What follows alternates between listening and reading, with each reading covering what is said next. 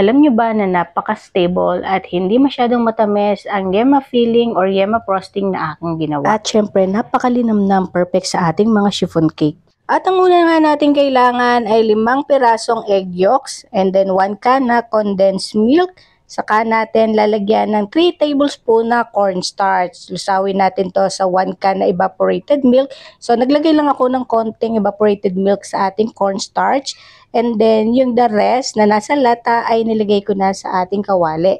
Saka natin nilagyan ng half teaspoon na vanilla. Ayan. So yung nilusaw na cornstarch salain natin para walang buo-buo. And then i-mix lang natin. Sa kanan natin isalang sa katamtamang apoy. Kapag ganyan na yung consistency niya ay malapot na is okay na yon. And then after nun, lagyan nyo lang ng 1 tablespoon na butter para din makisap. And then dagdag aroma din ng butter, mas malinamnam siya. So ganyan lang, napakadali, diba? Pwede nyo siyang irektang ipahid na sa cake nyo or pwedeng palamigin nyo muna.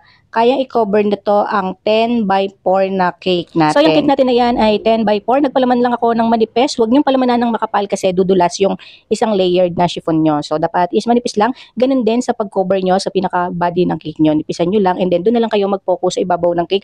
Pwede nyo doon kapalan and then lagyan nyo ng border na icing and then lot of cheese. So yun lang. Thank you for watching. Bye!